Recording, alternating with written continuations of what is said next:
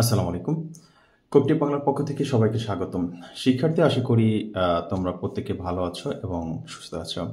বিশেষ করে তোমরা যারা 2025 সালে এসএসসি পরীক্ষায় অংশগ্রহণ করতে যাচ্ছ, তোমাদের আজকে ম্যাথমেটিক্সের একটা বিষয় সমাধান করব, যেটা তোমাদের জন্য মোস্ট ইম্পর্টেন্ট হতে যাচ্ছে এবং হাতে কলমে।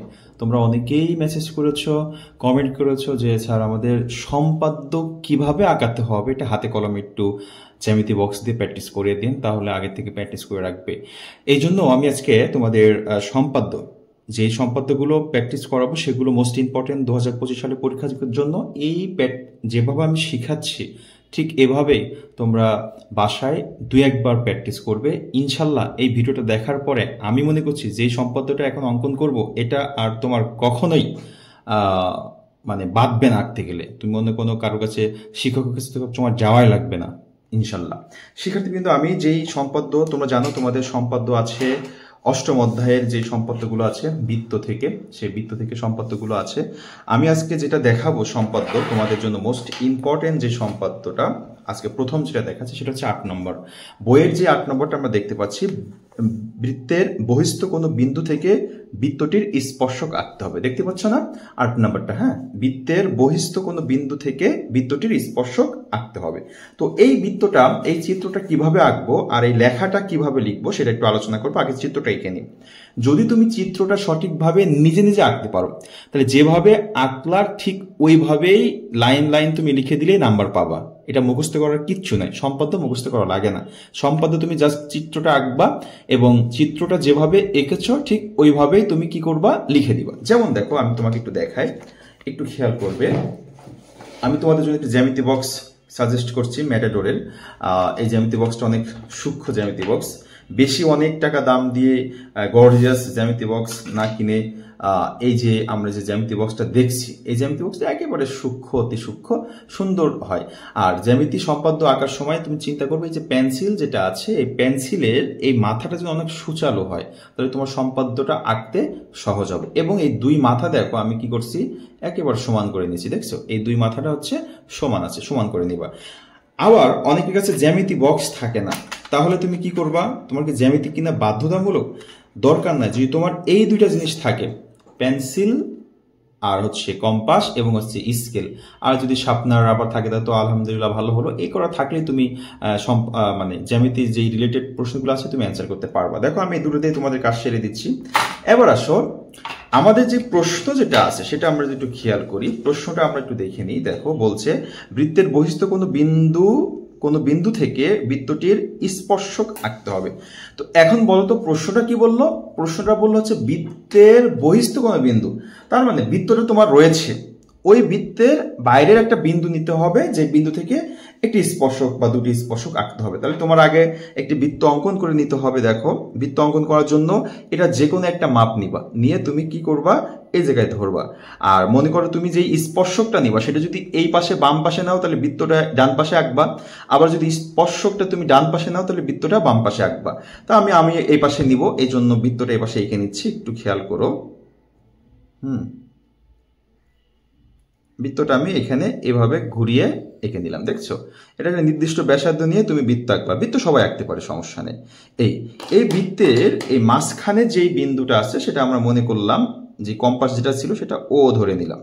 এবার এটা একটা বৃত্ত হলো, কেন্দ্র বিশিষ্ট বৃত্ত। এই বৃত্তের বাইরের যে কোনো জায়গায় তুমি একটি বিন্দু নিতে পারবা। মনে করো আমি এই বরাবর একটি বিন্দু নিলাম, এই বিন্দু থেকে এই বৃত্তের তোমার স্পর্শক আঁকতে হবে। এবার আসো, এই বিন্দুটার নাম দিলাম আমি হচ্ছে পি। বিন্দুটার নাম কি দিচ্ছি বলতো? পি। এখন আমি চলে যাচ্ছি সম্পূর্ণ অঙ্কনে। তাহলে আমি কি করলাম, ও কেন্দ্র বিশিষ্ট একটি বৃত্ত নিলাম, ও কেন্দ্র বিশিষ্ট বৃত্তের বাইরে একটি বিন্দু নিলাম পি। এখন আমার কি করতে হবে, পি আর ও যোগ করতে হবে। তো পি আর ও যোগ করলে তোমার কি পেন্সিল স্কেল লাগবে। দেখো এভাবে তুমি ধরবে, হ্যাঁ এখানে ধরে এই পেন্সিলটা এখানে ধরবে, মাপ দিয়ে এই বরাবর তুমি কি করলা, নিয়ে নিলা। তার মানে পি আর ও যোগ করে দিলাম। পি ও যোগ করার পর এই পি ও ব্যাসার্ধকে তোমার সমদ্বিখণ্ডিত করতে হবে। দেখো শিক্ষার্থী কিন্তু সমদ্বিখণ্ডিত করার নিয়মটা শিখে রাখো। যত জায়গায় তোমার সম্পাদ্য আসবে সমদ্বিখণ্ডিত করার জন্য একই পদ্ধতি অবলম্বন করবে। আনুমানিক এই বৃত্তটা সমদ্বিখণ্ডিত মানে মাঝখান থেকে ভাগ করতে হবে। তো আনুমানিক মাঝখানকে এই বরাবর তুমি কি করবে, কম্পাসটা এখানে ধরবে, ধরে আনুমানিক মাঝখান বরাবর এই তার থেকে একটু একটু বেশি ব্যাসার্ধ নিবে, দেখছো একটু ব্যাসার্ধ বেশি নিয়েছি। বেশি নেওয়ার পর এটা নড়াবে না, না নড়ে এই পাশে একটা বৃত্তচাপ দিবে এবং এইদিকে একটা বৃত্তচাপ দিবে। ওকে, এদিকে একটা বৃত্তচাপ এবং এদিকে একটা বৃত্তচাপ, এটা নড়াতে পারবো না, না নড়িয়ে এবার অপর সাইডের এই পি বিন্দু থেকে এই পাশে একটা বৃত্তচাপ ছেদ করাবে, এই পাশে একটা বৃত্তচাপ ছেদ করালো, দেখছো এই পাশে একটা বৃত্তচাপ, এই পাশে একটা বৃত্তচাপ ছেদ করলো।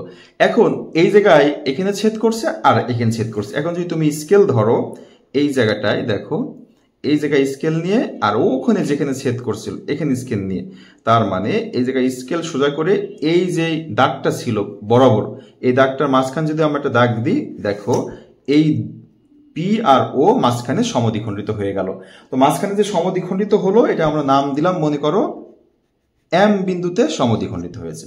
এখন তোমার কি করতে হবে, কম্পাসটা এম বিন্দুতে ধরতে হবে, ধরে হয় পি অথবা ও এর ব্যাসার্ধ নিতে হবে। আমি মনে করলাম পি নিলাম, এই যে পি পর্যন্ত নিচ্ছি, দেখছো পি নিলাম, এই যে পি, এই পি ও এম পি নিয়ে এই পিতে যখন স্পর্শ করলো তখন তুমি এইটা না নড়িয়ে একটি বৃত্ত এঁকে দিবা, দেখছো এটা না নড়িয়ে আমি একটি বৃত্ত অঙ্কন করছি। এই বৃত্তটা দেখো একেবারে এই ওতে ছেদ করছে আবার পিতেও ছেদ করছে। এবার আসো এই ও কেন্দ্র বিশিষ্ট এই বৃত্তটা কিন্তু তোমার আগের বৃত্ত ছিল, আর আমরা এখন বহিস্থ বিন্দুর থেকে আমরা এই বড় বৃত্তটা অঙ্কন করলাম। এই বড় বৃত্তটা ছোট বৃত্তের দেখো দুই জায়গায় ছেদ করছে, একটা হচ্ছে এই জায়গায় ছেদ করছে, তুমি এটা নাম দিব হচ্ছে এ, আর একটা হচ্ছে এখানে ছেদ করছে, এটা নাম দিবা বি। তাহলে এই এ এবং বি যদি আমরা পি থেকে স্পর্শ করে দিই, দেখো এ এবং এই পি যোগ করে দিলাম, তাহলে তোমার এখানে একটা বৃত্তের সাথে স্পর্শ করে একটা রেখা চলে গেল, এটাকে আমরা বলবো স্পর্শক। আবার এই পি আর এ যোগ করে দিব, হ্যাঁ পি এ যদি যোগ করি তাহলে দেখো বৃত্তকে স্পর্শ করে আমাদের একটি রেখা চলে আসলো, এটা হচ্ছে একটা স্পর্শক। তাহলে এটা আমাদের একটা বৃত্তের বহিস্থ একটা বিন্দু ছিল পি, পি থেকে বৃত্তের উপরে স্পর্শক অঙ্কন হলো।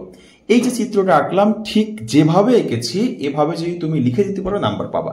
এখন আসো দেখো আমি কিভাবে বলছি, আমি যে আমাদের কি ছিল বলতো, এই ও কেন্দ্র বিশিষ্ট কি একটি বৃত্ত ছিল না, তো আমাদের লিখতে হবে সাধারণ নির্বাচনে, বিশেষ নির্বাচনে লিখতে হবে, মনে করি ও কেন্দ্র বিশিষ্ট একটি বৃত্ত আর পি হচ্ছে বহিস্থ বিন্দু, পি থেকে ও কেন্দ্র বৃত্তের উপরে স্পর্শক আঁকতে হবে, এটা হচ্ছে আমাদের বিশেষ নির্বাচন। অঙ্কনে আমরা চলে যাব, অঙ্কনে যে কি করব, পি কমা ও যোগ করি, তারপর পি ওকে এম বিন্দুতে সমদ্বিখণ্ডিত করি, এম পি অথবা এম ও এর সমান ব্যাসার্ধ নিয়ে একটি বৃত্ত অঙ্কন করি যা ও কেন্দ্র বিশিষ্ট বৃত্তকে এ এবং বি বিন্দুতে ছেদ করে। তারপর পি কমা এ আর পি কমা বি যোগ করি, যোগ করলে আমার কি হলো, পি এ আর পি বি দুটি স্পর্শক অঙ্কন হয়ে গেল।